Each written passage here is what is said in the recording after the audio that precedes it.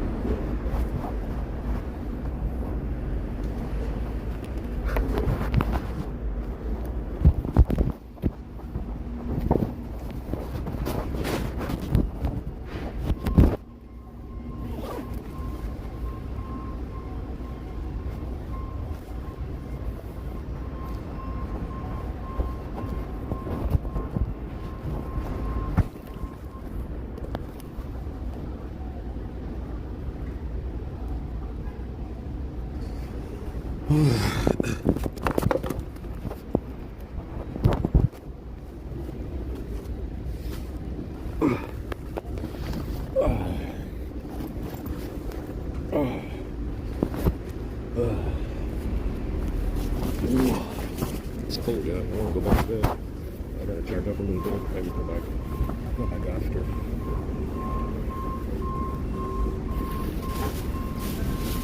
I got me some pants and stuff yesterday. It's like one of those tracksuits. It's like a tracksuit tracksuit trousers. So we can shoot down Owen Wilson, you know.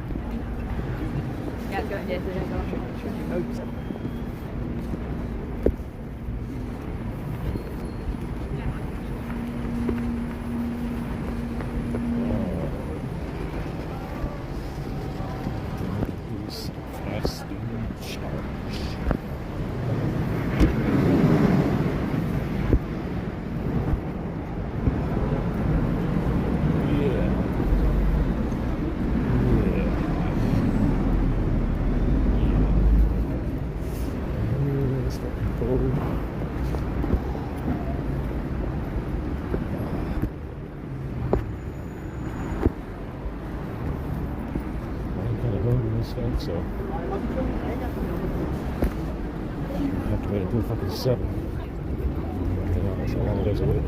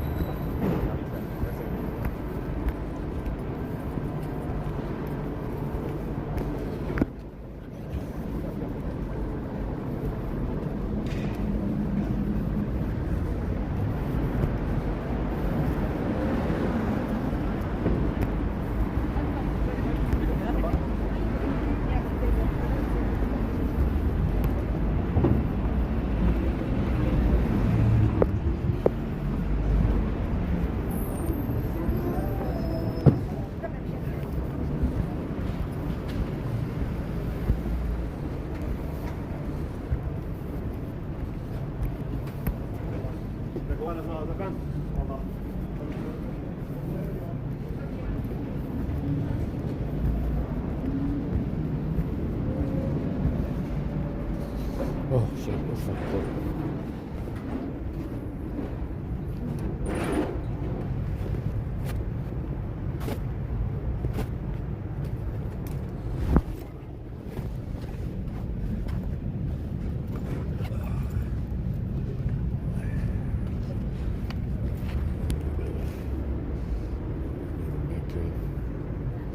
Stepping on my fucking toes.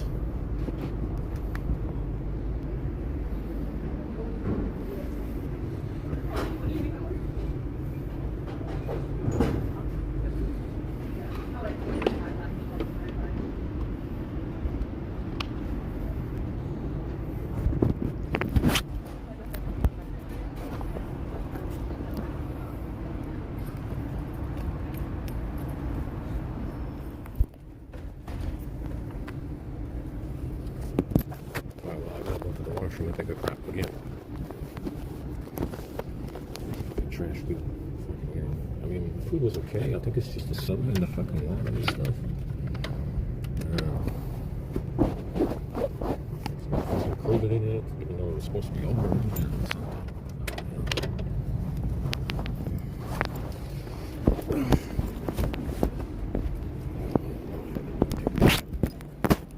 These drones are awfully quiet. Pretty damn quiet. Gotta go wash. And then come back. I was watching this Hogwarts stream on YouTube from Japan, and that thing had over 10,000 views for a game. I mean, it's, like I said, Hogwarts and Harry Potter. It's very good.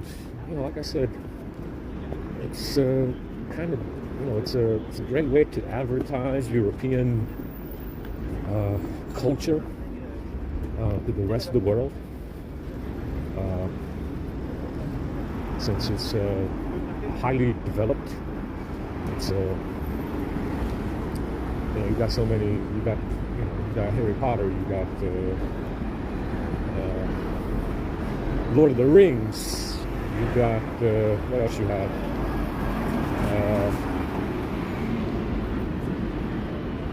You have all this lore and culture that is innately European, native to Europe, that's being advertised to the rest of the world. In a way, it's a good thing. In a way, it's not such a good thing because it increases immigration. Like I said, a lot of people in the world wouldn't even know about Europe.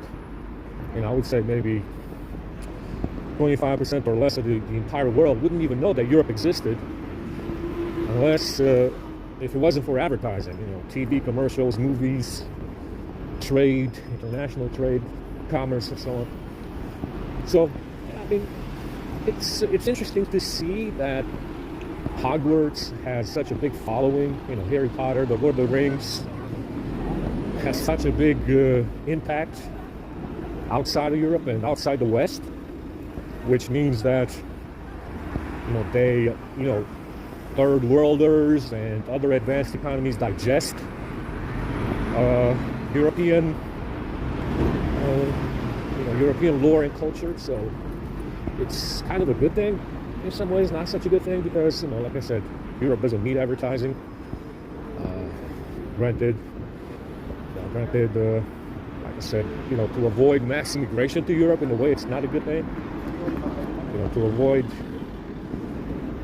advertising, you know, enticing immigration to Europe is not a good thing. But in a way, it is that it is a good thing that they, you know, that the third world and any advanced economy digests European culture and lore. You know, they're not bigots to the point where it's fucking white people and we're not going to play their games or watch their movies. See, they like it. You know, they like, you know, European lore and culture, right? They like Harry Potter. They like fucking Lord of the Rings in Japan. Understand? They're not exactly bigots to say, oh, it's a bunch of white motherfuckers and we're not going to watch Harry Potter and we're not going to watch Lord of the Rings or play the games. See, they like it in Japan. They like it, right? They digest it. They ingest European lore. They like it. See what I'm saying? It's not a place where you can say, oh, you can't go live there because it's all Japanese and you're a fucking European. Yeah, you can go live there. That's why they watch, you know, that's why they play Harry Potter and there's, you know, over 10,000 of them watching the fucking stream. You see? You see, that's the difference. Right? That's, you know, it's an advanced economy that will, you know, that likes, you know, the culture over there. They like European lore and culture. Over 10,000 people watching a stream on a fucking video game. Imagine that. You know, they like, you know, that's the difference. That's the difference between, say, Japan and other places. They like, you know, they like European lore and culture. See? It's, you know, it's pretty good in my opinion. That's a good thing in some ways. In some ways it's not, because it might entice you know, immigration to Europe in large numbers, you know, from places that are not exactly compatible. But it's okay. I mean, You know, it's 10,000 people watching a stream of Hogwarts in Japan. Imagine that. That's huge. It's huge, right? It's big. It's not even a multiplayer. Imagine if it was a multiplayer. Imagine how many more people would be watching. If it was a multiplayer, it'd probably be 20,000, 30,000.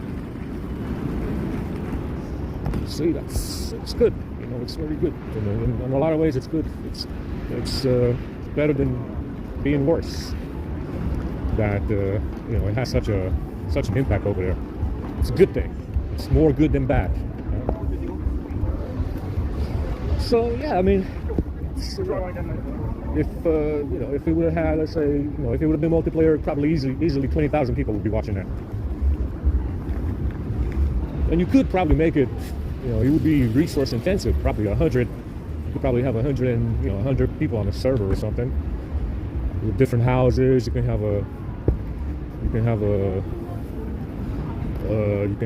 good and a bad team, or you could play, you know, capture the flag or something. I don't know. You could have a goblin team as well.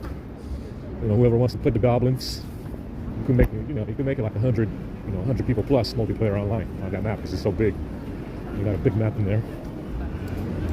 I'm guessing you could probably make it at least 100 for PC. It doesn't work on PlayStation because the PlayStation is not. You know, the PlayStation is not. It's not made for that kind of stuff, but you could make it, you know, maybe 100 players plus on the PC platform. You know, if people, you know, I think it would probably sell very well. You know, put 100 people on a server, different houses, and the fucking goblins, and you know, you can play as. You might even be able to, you know, make it play. You know, make it so that you can even play as an animal. That fucking horse with the wings and stuff. Maybe some people want to play as an animal or something. I don't know. You know, you get a magic animal in there that can do magic spells. You know, like the horse with the wings and shit. I don't know. You know, it would probably be very popular. You know, if you could fit, you know, if you could on the PC platform, if you could put 100 people online, you know, if you could put 100 people on a server at one time on the PC, that would be incredible. You know? Yeah, I mean, that's a good idea. I think it would sell very well. I think that would be, you know, it would be awesome.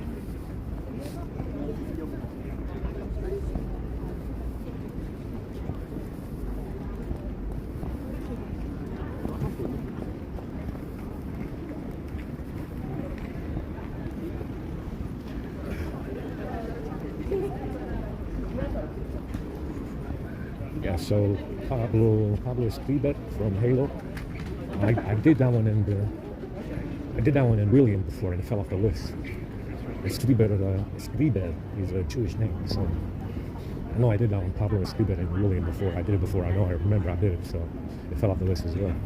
And not too worried. Like I said, they go back in eventually. You know, eventually they go back in there where they need to be. Yeah, it's pretty interesting. Anyway, yeah, it's you know, that's, you know, like I said, other cultures don't have this. They're not developed. No, they don't have a Harry Potter. They don't have a Lord of the Rings. They don't have Robin Hood. They don't have King Arthur. They don't have the Vikings. They don't have the Celts. They don't have the Norse. They don't have the Anglo-Saxons. They don't have any of this. Like I said, in Europe, it's more developed because it's older. Understand? In Europe, you have all these things at play simply because it's an older establishment, if you will. That's why everybody kind of fights over it. You know, every empire, you know, fought over Europe. You know, in other places, you don't have all these cultural factors, right? They're not as developed. It's more stagnant. You know, in a lot of other places, it's more stagnant, more crude. It's more crude, less developed. Only in Europe do you have all these different cultural developments, right? And other places don't have that kind of stuff. And there's a reason. Like I said, the older the places, you know, it usually has more of a cultural appeal if it's older. You know, if it's got some seniority, like Europe, it's usually a more developed culture. It's more interesting. It's more developed. Other places around the world don't have this because they haven't been around for as long, or they lack the creative ability to have to build something that's as culturally diverse as European culture. You understand? So, it's good in a way. Like I said, that far off places like Hogwarts, and they like Lord of the Rings, and they like all this stuff from Europe. It's good in a way. In some ways, it's not so good because, like I said, it might entice immigration to Europe or the West in general. In some cases, that's, especially now, obviously, it wasn't a very good thing. Right? It wasn't very, after 9/11, it wasn't a very good thing, and obviously for the wrong reasons. But yeah, this is wishy-washy.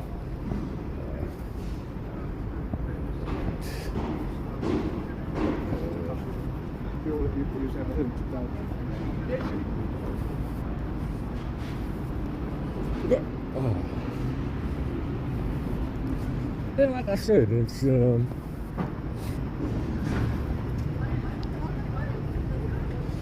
see, there's value in it. You can actually make money, and off European lore and culture, you can make a lot of money. Right? It's very attractive. It's if you can present it in a, if you can present European culture and lore in a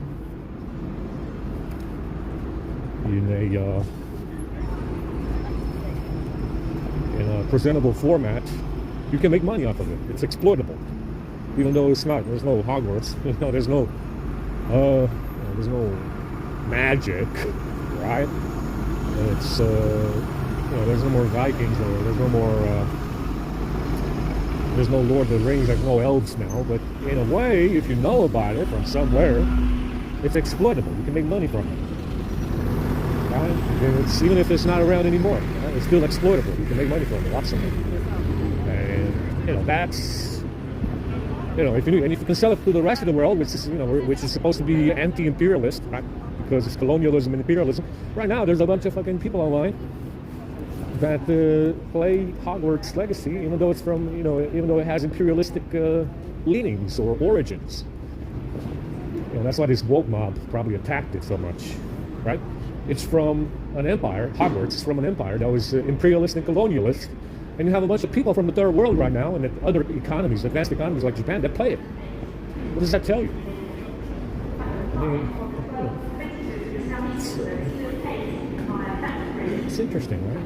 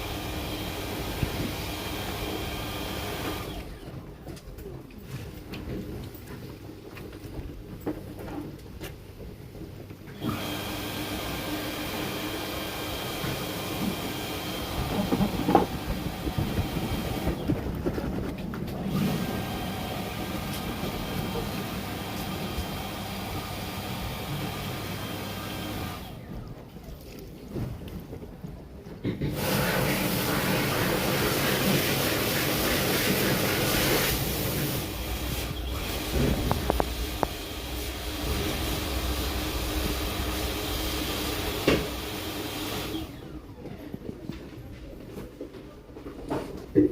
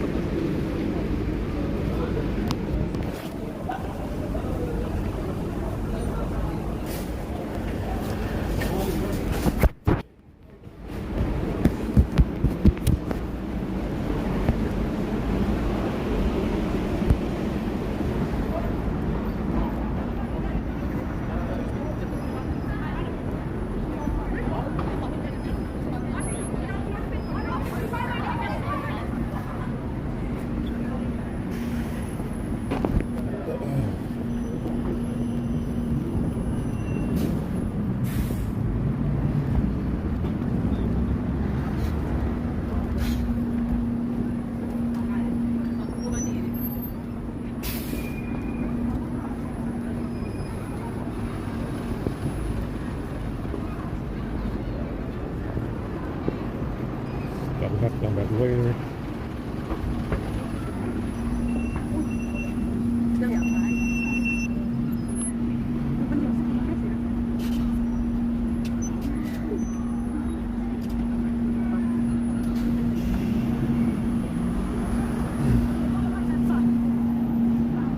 So, what you notice is that with this crew, they've been latching on to white people more and more as technology progressed, because they could keep track of whatever the fuck they were stealing, DNA, offspring, people, children, men, women. They could keep track of the data inputs that they make into this network, this timeline that they want to maintain. So what you notice is that the amount of sources after World War II increased and quadrupled pretty much on a yearly basis, because they were capable of tracking, they were capable of surveilling the population and the movement and the behavior of white people. So as time progressed, the amount of sources, as you can see from the list, increased.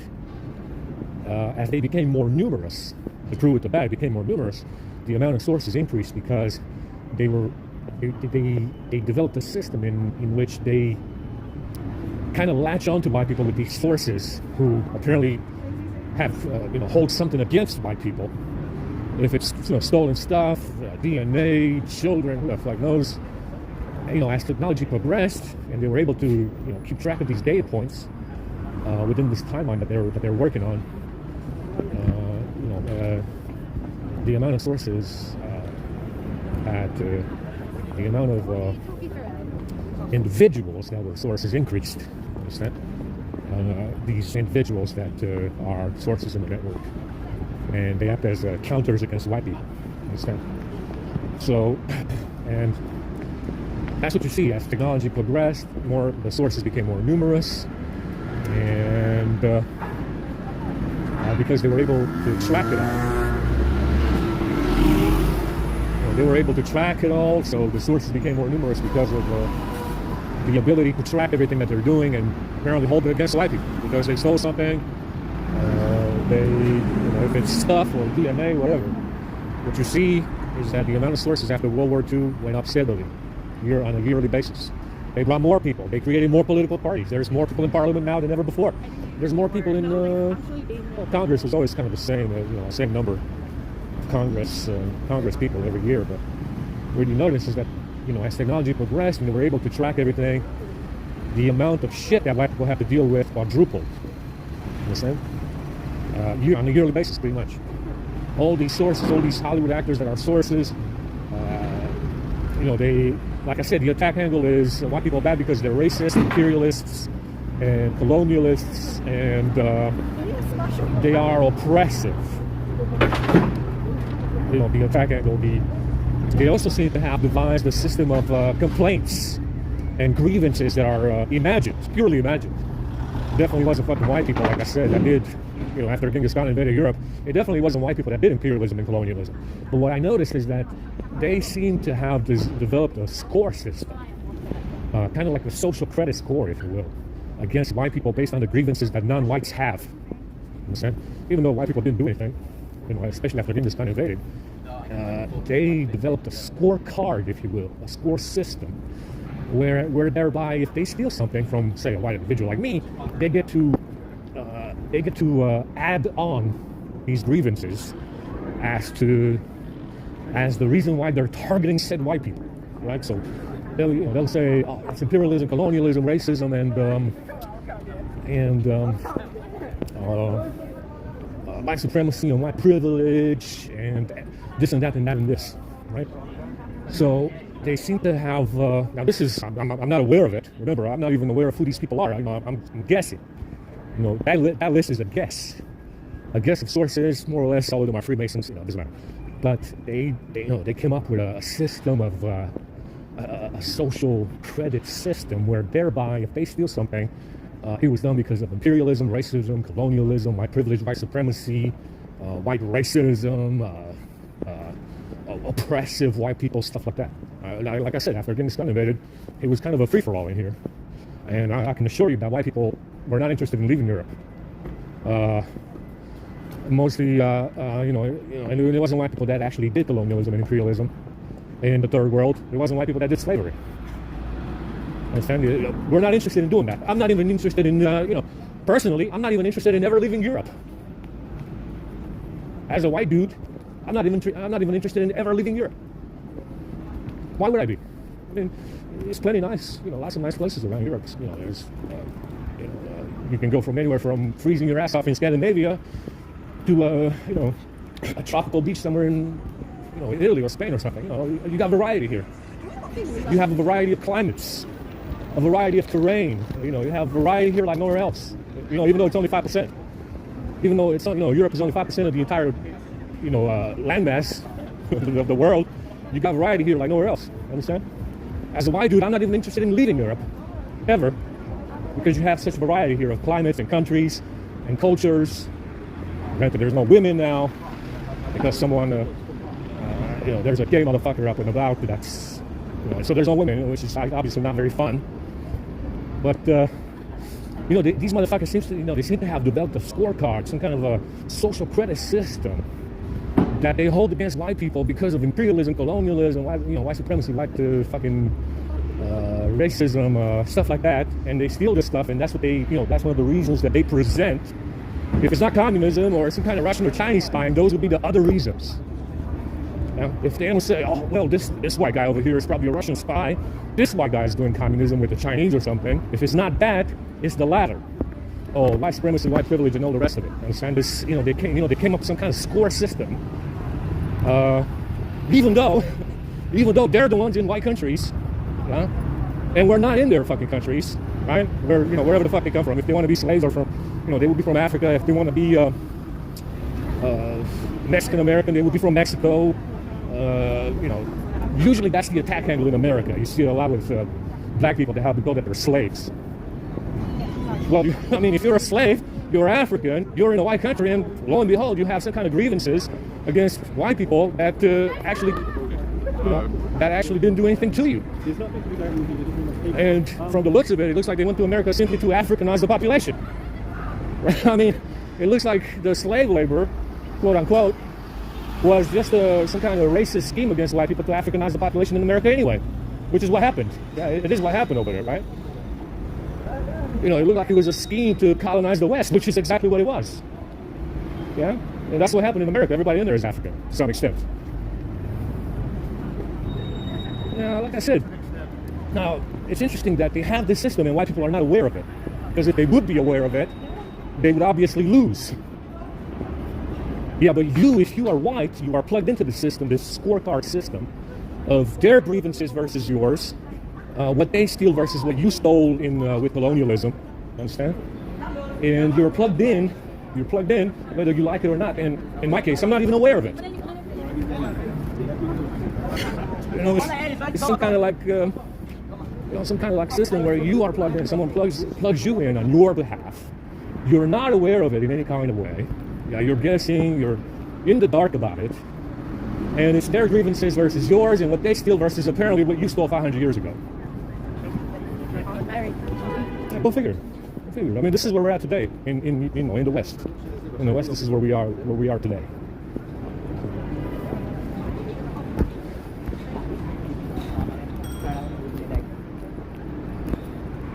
You know, this is where we are today. Does that make sense? I mean, that's pretty much in a nutshell what's going on right now. It's what they said versus what I found in those gifts. Like I said, initially it was Russian spying. Then by 2007 it was something Chinese. And now it progressed always still back.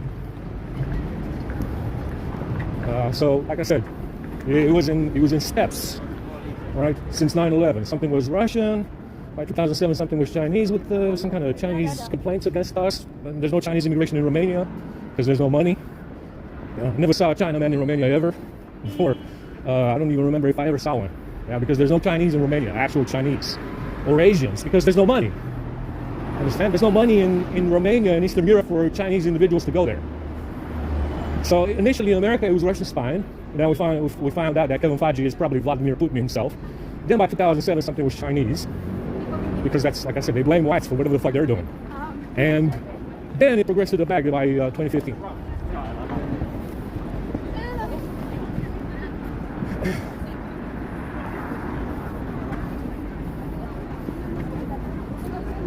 That's kind of where we stand, understand? Like I said, if white people would actually be aware of the system that they have, and if they would be aware that they are plugged into the system, they would lose in a short time. If whites would be aware of their position within the network, they would lose immediately. But you're not aware because I'm not in charge. There might be white people that are not aware because obviously white people are not in charge. If all white people would become aware of what is going on, they would probably lose instantly. Yeah? Alright, sick, mate. I'm gonna get the door now. I literally don't know. Hang on, let's go in here and charge.